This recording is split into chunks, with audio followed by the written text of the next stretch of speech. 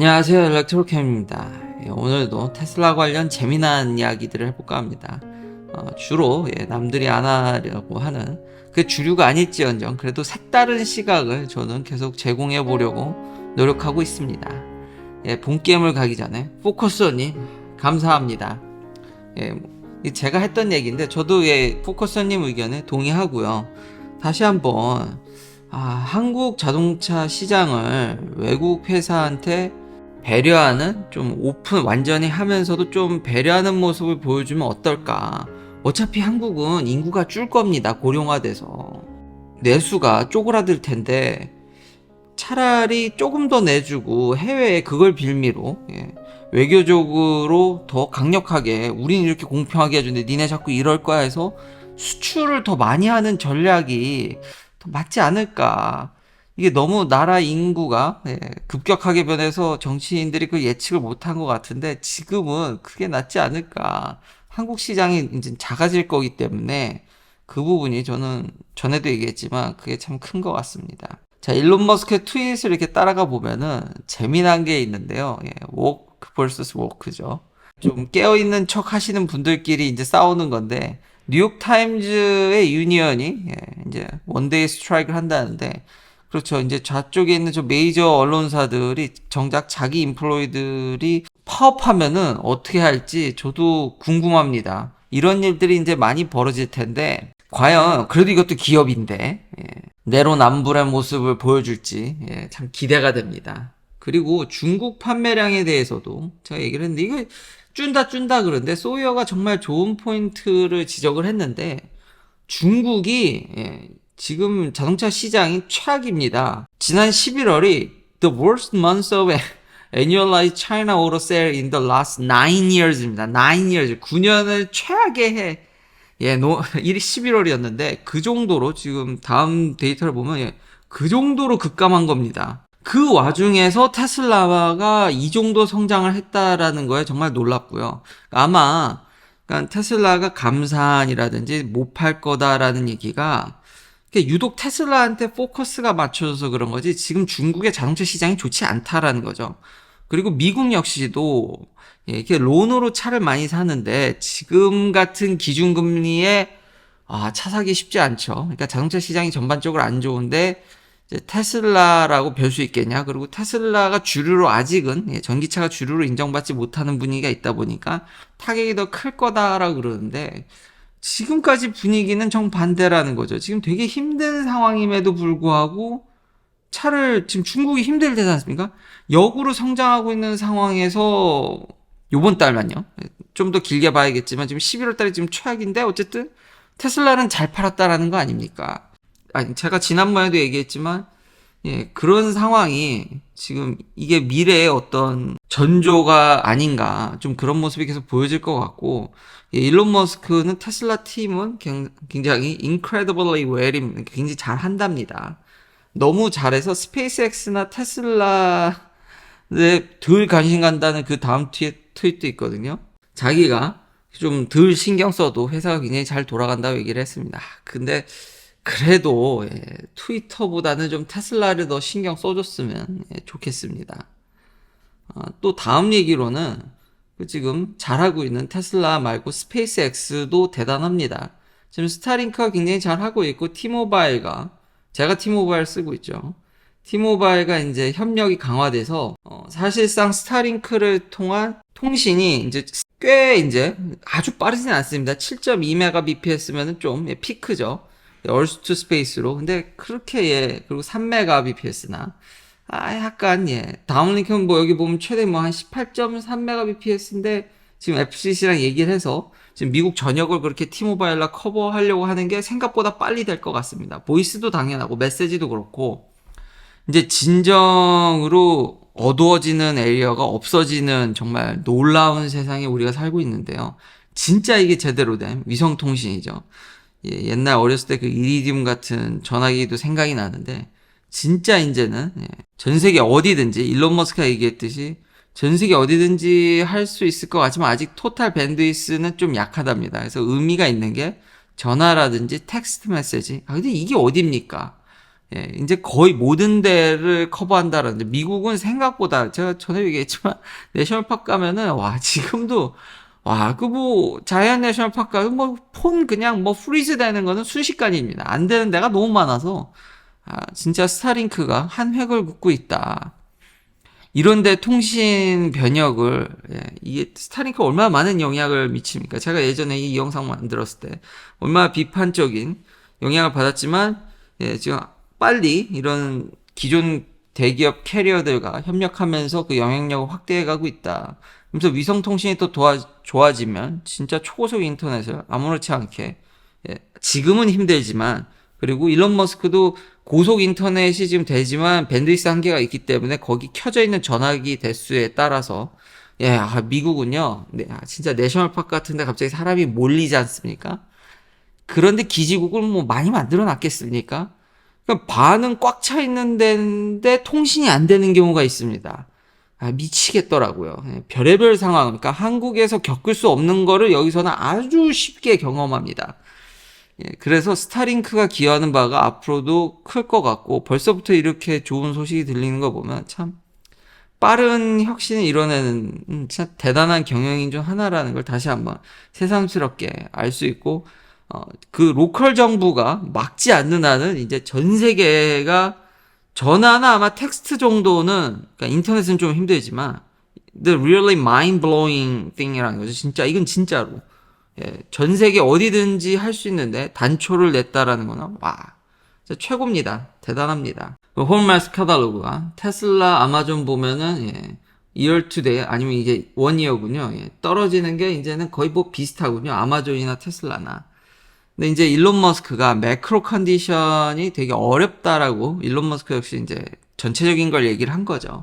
에너지난 유럽에 그리고 real estate 차이나 그러니까 부동산 차이나와 crazy Fed rate in USA 엄청난 금리 인상을 얘기해서 이렇게 경제적인 걸 얘기해서 또 한번 저도 조금은 덧붙여 볼까 하는데요. 이게 참 어렵습니다. 한 치 앞을 예측하기는 어렵지만 간만에 제가 아버지랑 또 통화를 하면서 경제적인 얘기를 많이 했는데 아마 요번 달 안으로 또 저희 아버지와의 대화를 많이 기다리시는 분도 있는데 업데이트 하도록 하겠습니다.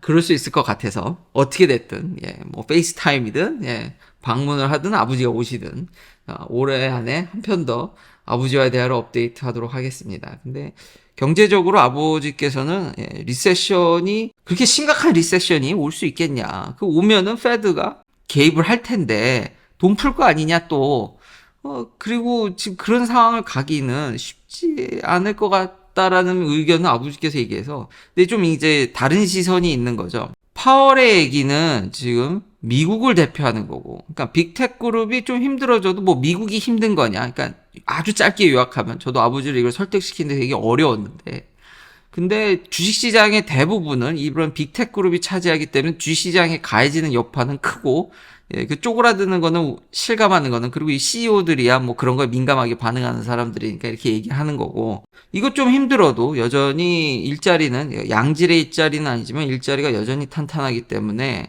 그런 것에 서로의 약간 이런 의견차 시각차가 있기 때문에 계속 한쪽에서 월가나 CEO들은 리세션이라고 얘기를 하지만 파월은 굉장히 오랫동안 금리를 유지시키겠다는 얘기를 하죠.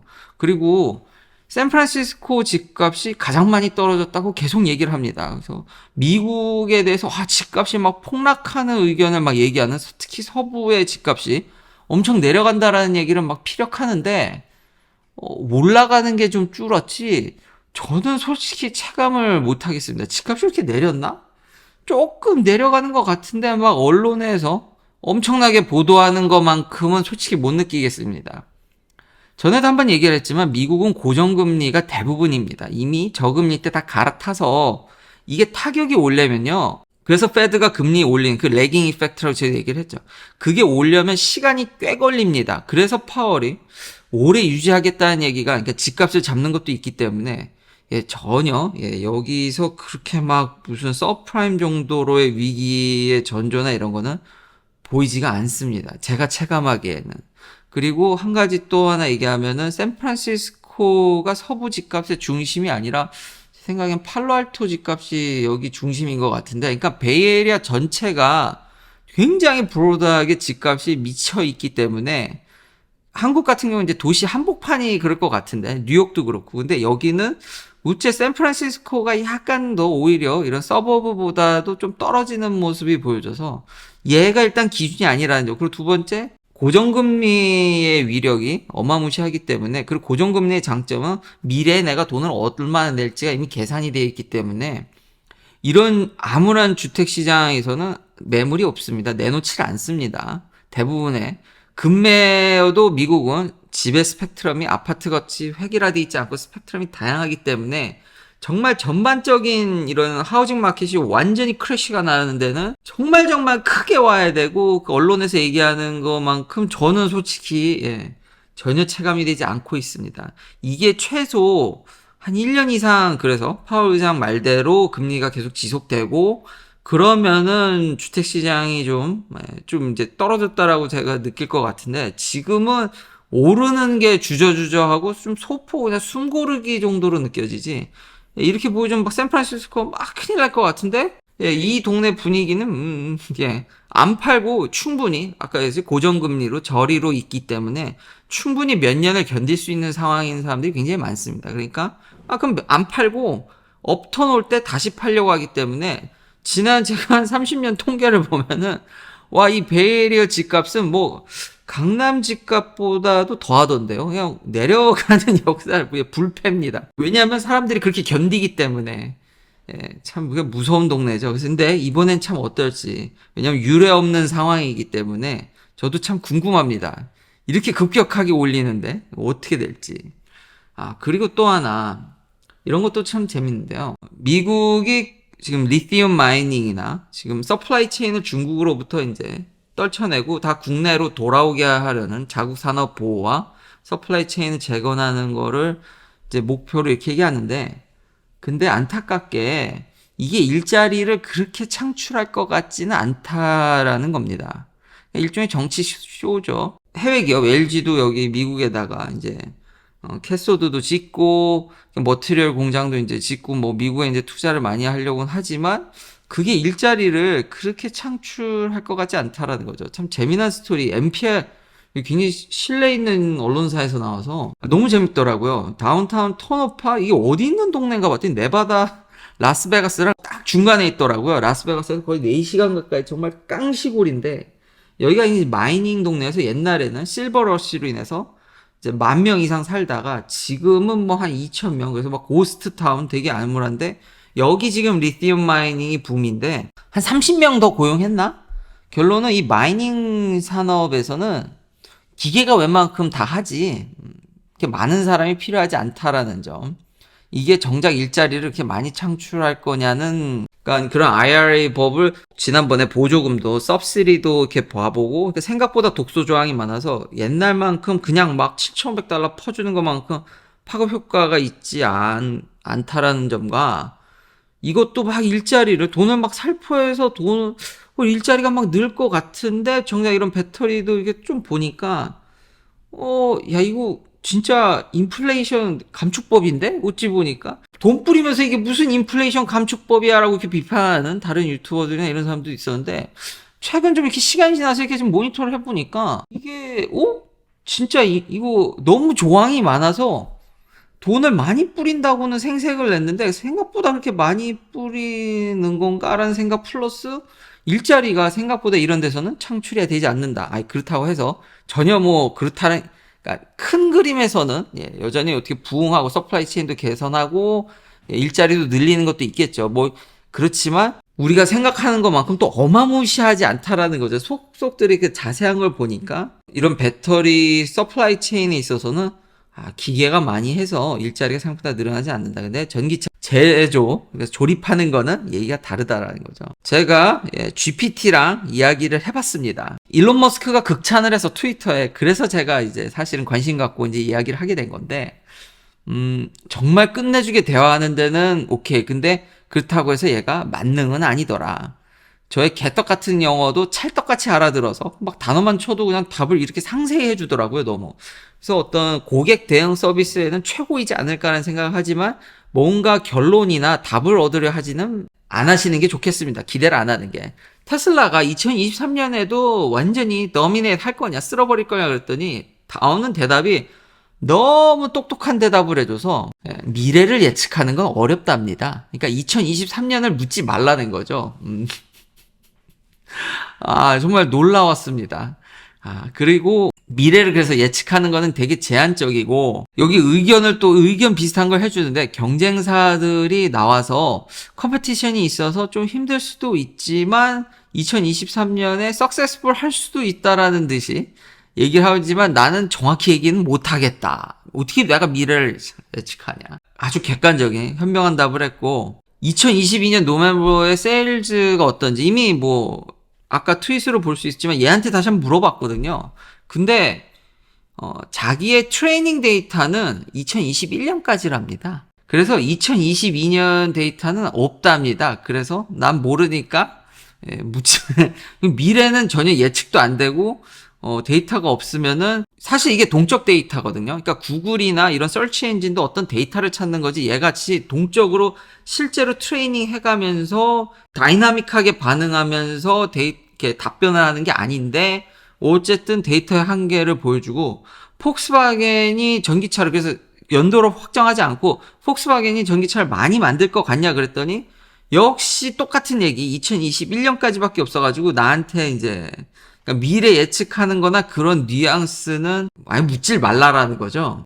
테슬라 배터리에 대해서 얘기해 보니까 정말 다양하게 리튬 아이온을 하는데 전기차 배터리부터 해서 메가팩까지 다양하게 에너지 스토리지까지 파워까지 다양하게 배터리를 만든다고 딱 얘기를 해줘가지고 그냥 위키피디아 찾는 것보다 훨씬 기존의 어떤 진짜 팩트는 너무 대화를 잘해줘서 무섭다. 얘랑 계속 대화하면은 시간 가는 줄 모르겠더라고요. most popular 배터리는 뭐냐 그랬더니 이것도 참 대답하기 어렵답니다. 용도별로 가격별 이거 제가 여러 가지 이런 배터리 관련 질문을 했는데 예측이나 그런 거는 결론을 못 내리겠다고 하더라고요. 용도별, 사용처별 다양한 배터리와 와이드 레인지 오브 어플리케이션이 있기 때문에 뭐가 파퓰러한지는 말하기가 어렵다. 각기각색으로 다양한 배터리가 쓰이더라. 정말 아주 똑똑한 답을 들었습니다. 놀랍습니다. 그래서 일론 머스크가 칭찬할 만하나 아직까지 과거의 트레이닝이라든지 현재 어떻다는 걸 좀 얘기해 줄 수 있는 거지. 그걸 바탕으로 미래를 보진 못한다라는 거죠. 그것은 오로지 100%는 아니지만 미래를 예측하는 능력은 아직 인간의 고유 특권인 것 같습니다. 그래서 재밌었다. 현재 가장 발달된 그 랭귀지 트레이닝으로 가장 발달된 AI와 대화를 해봤는데 놀라움과 한계를 동시에 알 수 있어서 재밌었습니다. 마지막은 셀프 드라이빙 택시입니다. 이거 12월 8일 기사입니다. 심지어 웨이모도 그렇고 크루즈도 그렇고 잘 하는 줄 알았더니 좀 풀리고 나서 많은 사람들이 트위터에 타고 나서 놀라운 반응들을 올리고 있거든요. 이런 게 막 올라옵니다. 크루즈가 가는 길을 웨이모가 막은 거야? 웨이모가 크루즈를 막은 거? 하여튼 서로 이렇게 서가지고 블락한다라든지 여전히 문제가 전에 얘기했던 게 여전히 해결되지 않고 어디 구석팅에 가서 처박혀 있는다라든지 이런 문제가 계속 리포트되고 있습니다. 라이다를 달아도 글쎄요, 제가 볼 때 FSD 베타랑 큰 차이는 이런 걸 보면은 큰 차이가 난다고 보긴 좀 어려울 것 같고요. 그리고 애플도 지금 계속 늘어지고 있죠. 셀프 드라이빙 카에 대해서 애플도 전기차부터 이미 늘어지고 있기 때문에 과연 그러니까 내년에 전반적인 우리가 매크로로 어렵기 때문에 테슬라가 지금 어렵다고 예상하는 거지만 그중 저는 그래도 테슬라가 가장 잘 하지 않을까 지금 봐서. 누가 와서 이렇게 많은 양을 팔 수 있으며 이렇게 자율주행이 있어서 소비자한테 직접 찔러주는 회사는 변한 건 하나도 없다라는 거죠. 그러니까 매크로에다 얹어가지고 테슬라만 유독 콕 집어서 어렵다고 얘기를 하는데 다른 회사는 제가 볼 때는 더 어렵지 않을까. 지금 중국 판매량도 그렇고 지금 전반적인 크게 어렵다라는 거지. 세세적으로 하고 있는 사업들이라든지 이런 부분에 있어서는 여전히 상대방을 압도하고 있다라고 생각이 됩니다. 긴 영상 시청해주셔서 감사합니다. 내일도 테슬라 관련 이야기들로 찾아뵙겠습니다.